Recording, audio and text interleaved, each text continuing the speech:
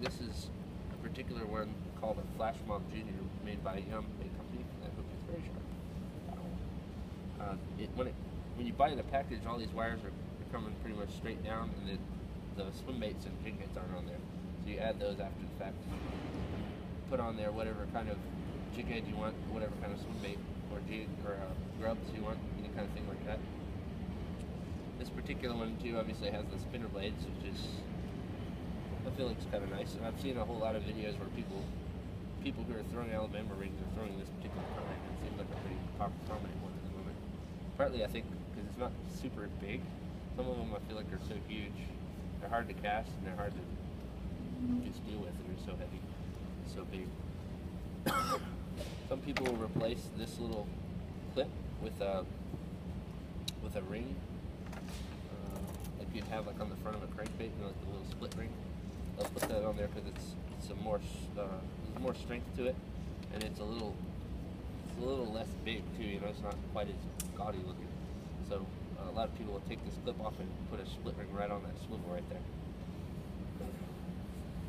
It's a modification I've seen, particularly the people who are fishing for really huge bass in California. I've seen some videos where they advocate taking this off because this is the weakest point of the whole rig, this little clip.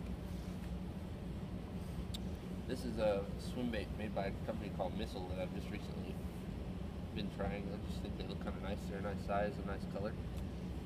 They seem to swim really well. They got a nice tail on them, so you're trying to find a bait that just looks good and swims good in the water. I've tried several different ones. I've caught some fish on the Zoom swim bait, kind of a whiter looking color, you know, whiter, clear, kind of shad looking color. I'm throwing this on a fairly stout, fairly long rod. This is again a 7-foot medium heavy. This rig itself is probably about 1.5 ounces, maybe once you get all the jig heads on there and everything. It's a fairly heavy rig, and I'm throwing it on 50-pound braided line. This is about the only time I ever really used braid.